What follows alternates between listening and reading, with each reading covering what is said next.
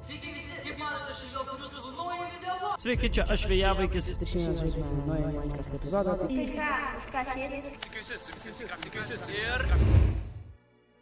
Lietuvos youtuberių skaičius yra gana didelis ir kiekvienais metais atsiranda vis naujų veidų, tačiau taip pat matome, kaip bėgant metams vis mažėja aktyvumas kai kurių seniau populiarių Lietuvos youtuberių. Tad užbaigiantis šitas serijas, kur kalbame apie Lietuvos youtuberius, pereisime per keletą Lietuvos kontentų kūrėjų, kurie savo laikais prisidėjo prie Lietuvos YouTube'o kūrimo ir kurių vardus greičiausiai senai girdėjote ir kurie jau ilgą laiką nepasirodė YouTube'ės platformoje. Ir žiūrėkite iki galo, kad sužinote apie youtuberį, kuris įkėlė video prieš 11 metų, bet iki šios dienos vis sugrįžta žmonės į peržiūrėti iš naujo. O aš Enzo, kągi ir prieš šokant į vidosą laukiu amigos iš jūsų aktyvumo, of course, like, subscribe, bei būčiau dėkingas, jeigu pasubscribintumėt gaming kanalą ir tada nieko nelaukia, šaunam prie video. Tad mes turime tokį sąrašą su 5 youtuberiais, kaip ir nesnem video, kur kalbėjome apie Lietuvos youtuberių mašinas. Jei kažkas dar nematė, tai nueikit pažiūrėti. Šį kartą taip pat pereisime per kiekvieną ir su kiekvieno atradimu galbūt pamatysite tokių youtuberių, kurių galbūt nesate net girdėję, arba jų vardus senai girdėję. Bet manau pradėsime sąrašą nuo vieno iš žymiausių youtuberių, kuris paliko savo kanalą jau 5 metams. Ir tai yra The Edvinas. Aš pavyzdėjau. Edvinas pradėjo savo YouTube'ės karjerą 2012 metais ir padedant kelti įvairius skečinius vaizdo įrašus, jo kanalas greitai išpopuliarėjo dėl jo charizmatiško stiliaus ir humoro jausmo, kurios perteikdavo per savo vaizdo įrašus. Jisai tapo vienas iš ankstesnių Lietuvos youtuberių, kuris aplamai turėjo tokį titulą kaip youtuberis, keldavo visokius skečinius vaizdo įrašus, kur pasiruošdavo scenarijų ir šokdavo nuo temos kaip indiški filmai, iki pasaulio šalės, iki dalykai, kuriuo aš nekenčiu. Bet supraskite, kad viskas vyko tokiais metais kaip 2012, 13, 14, per kuriuos jis keldavo šitus vaizdo įrašus, tai dar buvo ankstus metai YouTube'e, ypač Lietuvoje, o jau tais metais jis buvo vienas iš lyderių, kuris rodė kelią daugeliu pradedančiųjų YouTuberių. Bet bėgant metais Edvino YouTube'ės aktyvumas vis mažėdavo, jeigu perbėgant metais ir pažiūrėti, kada pradėjo apsistoti su visų kūrimu, tai šokame į 2015, per kuriuos Edvinas pasiekė savo karjeros viršūnę. Jo kanalas buvo vienas iš labiausiai prenumeruojamų Lietuvoje, o jo vaizdo įrašai reguliariai sulaukė 1000 peržiūrų. Nors jo populiarumas vis augo, tačiau jis pradėjo mažinti savo video įkėlimų dažnumą. O 2017 metais Edvinas paskelbė, kad ketina sumažinti savo aktyvumą YouTube'ės platformoje dėl asmeninių priežasčių ir noro sutelkti į kitus projektus. Nuo tada jo kanalas pradėjo biškiai užsimiršti, o naujų vaizdo įrašų dažnis sumažėjo iki minimumo. Nors atkarčiais jis dar paskelbdavo kelis vaizdo įrašus, bet 2019 metais jis visiškai nustojo kurti turinį savo kanalui. Ir dabar praėjus 5 metams nuo paskutinio vaizdo įrašo įkėlimo, The Edvinas vis tiek dar išlieka vienas iš žymiausių Lietuvos youtuberių, nepaisant to, kad nebekuria jau naujo turinio, bet jo ankstesnės kūrybos tikrai paliko didelę dalį Lietuvos asociacijose.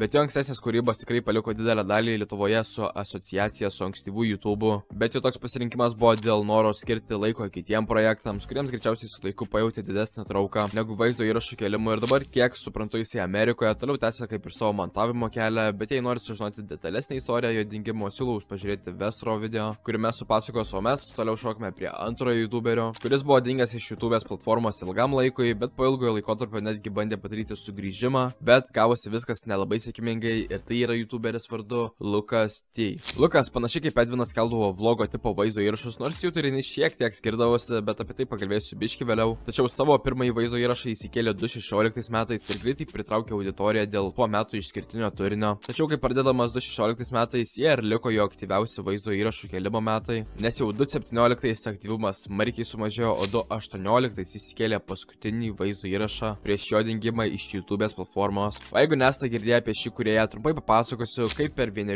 metus jis pasiekė tokią didelę auditoriją ir kokio tipo vaizdo įrašus kūrė Lukas Tijušas. Jo turinį galima būtų apibūdinti vienu žodžiu – draivas. Lukas rodydavo tokį teenagerio gyvenimą, per kurios vykdavo visokios nesąmonės, dalyvaudavo renginiuose, važinėdavo motokrose, batutai ir daugiau tokio tipo draivo, kuris traukė didelę auditoriją tais laikais. Tuo metu buvo gan naujas turinys Lietuvoje ir aplamai jo vaizdo įrašai buvo neblogai suredaguoti pagal to metų standartus. Nors per 1 metus Lukas pasiekė daug, jisai visą tai ir prarado, kai 2018 metais įkėlė paskutinį vaizdo įrašą, po kurio jis dingo iš platformos. Ir žiūrint į Edvino pavyzdį, kur eina jau 5 metai dingimo, atrodė, kad su Luku tas pats bus. Tačiau po 3 metų pertraukos Lukas sugrįžo su naujų vaizdo įrašų pavadinimu Kada video. Per vaizdo įrašų metu sakė, kad netrukus pasirodys nauji epizodai, parodė iš jų klipus, bet vėliau įkėlė tik vieną vaizdo įrašą ir vėl dingo metams, po to vėl grįžo, įkėlė keletą vaizdo įrašų kas kelis mėnesius, tačiau vėl pradingo. Ir dabar jau po 8 mėnesių jis vėl sugrįžo su naujų vaizdo vaizdo įrašu, kuris po 5 metų pertraukos vėl tapo vlogu. Tačiau jau po tiek laiko matosi, kaip auditorija yra nukritusi. Jei palyginsim prieš 5 metus vlogą, kiek rinkdavo peržiūrų, ir dabar matome, kad nelabai sėkmingai gavosi sugrįžti. Bet dėl ko Lukas pasirinko metimą YouTube'ės, irgi buvo noras siekti kitų projektų. Kiek supratau, jisai irgi užsiema su editinimu, muzika ir kitais kūrybiniais dalykais. Ir perėjau per 2 YouTuberius, turim skirtingus pavyzdžius. Kaip vienas YouTuberis jau 5 metus nieko nebekelia, bet jo vardas vis tiek yra pasilikęs tarp aukščiausių YouTuberių. Ir kitas variantas yra, kaip YouTuberis savo pykę dingo ir po daugelio metų bandydamas sugrįžti,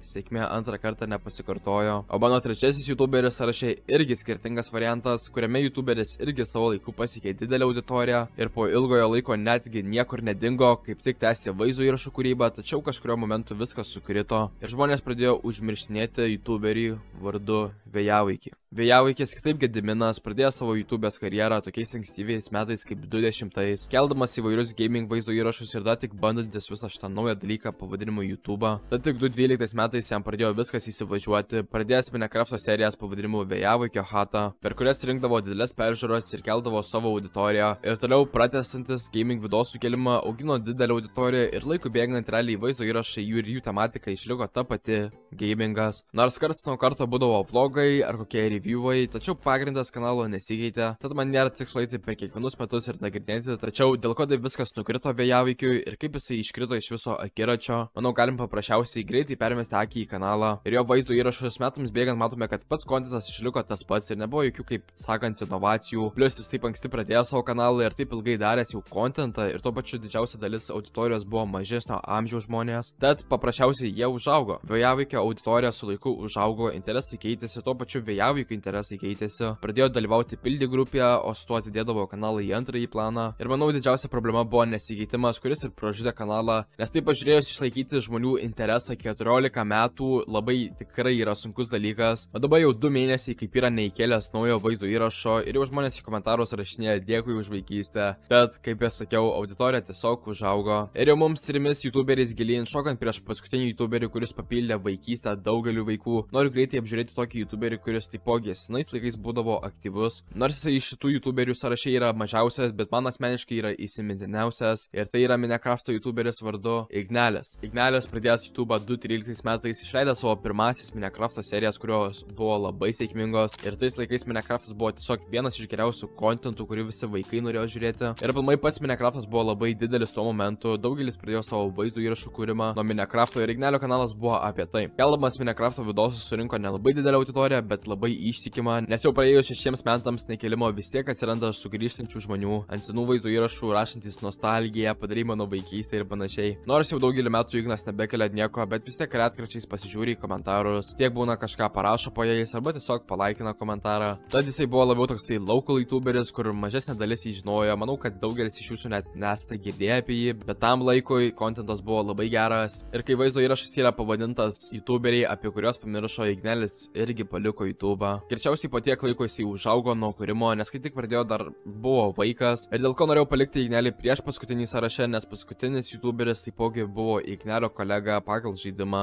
Ir dar tik būnantis vaikas, 8 metų, sukūręs YouTube'ės kanalą taipogi 2013 metais ir išleidęs savo pirmąjį video. Net tuo momentu nemanė, kiek jisai pasieks žmonių ir kiek žmonių po daugelio metų jam sakys dėkui už vaikystę, bet tai yra YouTuberis vardu Ninja TX Gaming. Ninja TX Gaming, kitaip Airidas, būnantis 8 metų, įkėlė savo pirmąjį vaizdo įrašą 2013 metais. Taip pradedantis kelti turinį YouTube'ės platformą, iš pradžių viskas ėjosi lėtai, kai kurie vaizdo įrašai surinko didesnės peržiūras, kai kurie mažesnės, bet manau, kai jis dar buvo tik 8 metų, jam tiesiog buvo for fun viskas, bet viskas jam pasikeitė išleidus pirmąjį epizodą pavadinimu Kalėjimo bėgliai. Iki šios dienos surinkęs beveik 500 000 peržiūrų, kas taip žiūrint, kad 8 metų vaikas tokią seriją surišo, per kurią surinko labai didelės peržiūros, yra tikrai neblogai. O su antruoju epizodu, kuris iki šios dienos liko populiariausias vaizdo įrašas, surinkęs beveik 800 000 peržiūrų, tapo legendinis epizodas Airido kanale ir iki šios dienos vis sugrįžta komentuoti žmonės po jo. Ir tais laikais didelę dalį dalį vaikų pasiekė jisai su savo Minecrafto vidosais. Aš kažkaip per visą šitą šonų perėjau, aš labiau buvau tas ignelio pusėje. Ir laikui bėgant dar ilgą laikotarpį gan dažnai keldavo kontentą, miksuodavo su visokiais skirtingais žaidimais, tuo pačiu išlaikydavo pagrindinę tematiką Minecraftą. Bet po šitiek metų kūrimų irgi Airidas paliko kanalą jau 5 metams ir 2019 metai taipogi buvo paskutiniai Airido karjeroje. Bet dėl ko Airidas pasirinko mesti savo kanalą? Taipogi kaip Ignelis tiesiog išaugo nuo šitų kūrimų, nes taip žiūrint, jie abu pradėjo, kai buvo labai jauni ir jiems gavosi kaip vaikystės linksmumas, o dabar Airido jau 18 metų gyvenantis Vokietijoje ir mokosi verslo mokykloje. Ir daugeliu, manau, tikrai buvo geras etapas gyvenime ir manau, kad daugelio iš šių tų kūrėjų, kuriuos paminėjau, greičiausiai nebepamatysime YouTube'ės platformoje, bet savo laikais jie prisidėjo prie lietuviško YouTube'o. O amigos, parašykite komentarus, kokius YouTuberius jūs žiūrėdavote vaikystėje, ar galbūt senai, kuriuos žiūrėjote, bei parašykite YouTuberius, kurie jau senai yra dingę iš YouTube'ės. O tikiuosi, amigos, patiko vidosas, jei patiko, nepamirštam laiką ir tada, kaip visada, sutiksime naujose vidose.